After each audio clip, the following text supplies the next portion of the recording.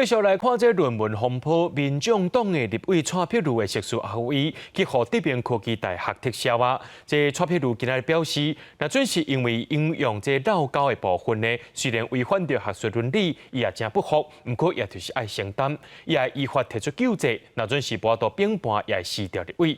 台北市长郭文德是介绍天也讲，伊相信蔡碧如。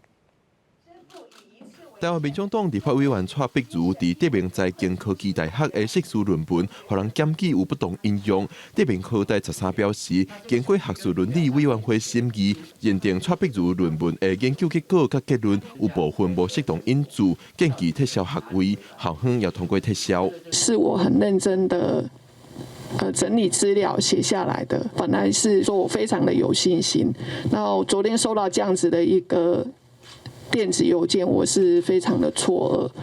那我也想要知道到底是哪里有问题。蔡碧如强调会依法提出救济，而且伊表示收到德明的电子邮件，但是内容并无法度知影论文是倒位违反学术伦理。一旦德明的报告出来，嘛呼吁校方公开相关审查资料。但是民进党籍台北市议员简书培是要求蔡碧如爱是立法委员。蔡碧如应该立即向我本人来道歉，因为在他的硕士论文里面引用了我的脸书的完整文章，应该要立即要求蔡碧如辞去立委。等我收到这个判决书的全文，如果真的我们有做不好的地方，我愿意辞掉立法委员。我相信他是没有主观要自己抄袭的意图的。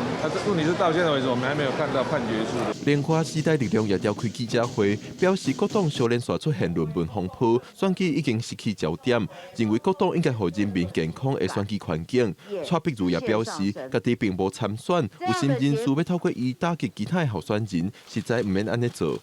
记者郭文良随台北新北报道。